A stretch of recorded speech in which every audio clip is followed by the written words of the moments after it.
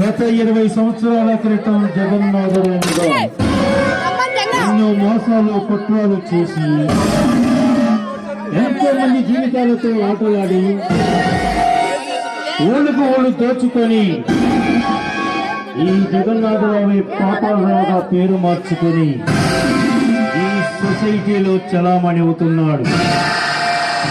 మరి ఈ కథ ఎన్ని మలుపులు తిరుగుతుందో మనం ఒకసారి వేచి చూద్దాం.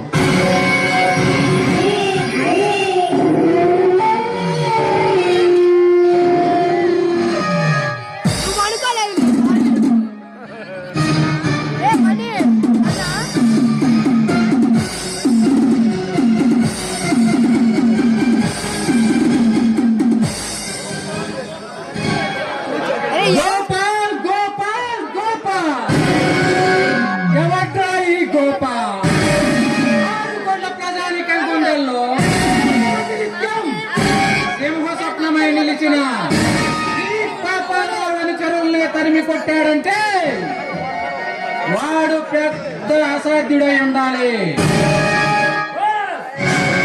చేసే పనులు చూస్తుంటే ఉంది. ఖచ్చితంగా ఎవరైనా సరే మనకు వెళ్ళి పోటీ పొడిచిన వాడు ఈ భూమి మీదే బ్రతకడానికి వీల్లేదు.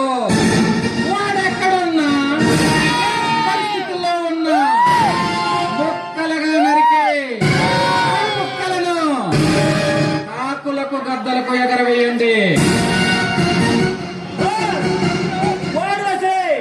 గుండెలు తీసినట్టు వాళ్ళు చెప్పడం కాదు. బ్రతుకుంటే పొందగలం బాస్. పందల్లారా అవమానం ఈ పాపరావుకి పరంపరాని పరాభవం. పిడుగులాంటి మీ గుండెల్ని పిరికి గుండెలుగా మార్చాడంటే వాడు గొప్ప అయి ఉండాలి.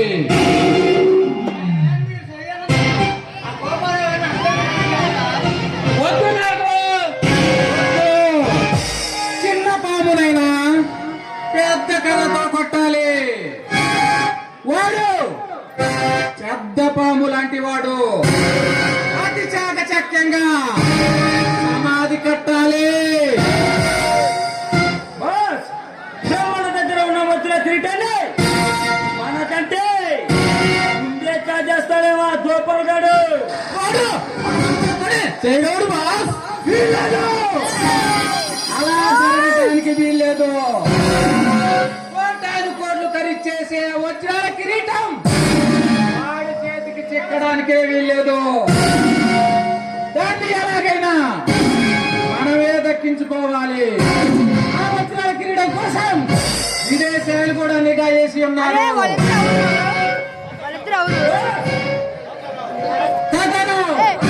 సీతాపతి రాజగోపాల్ గారిని ఎదిరించగల సమర్థుణ్ణి భారతదేశమంతా గాలించైనా సరే పట్టుకురండి. జైలు తప్పించుకొని ఎన్నో దోపిడీలో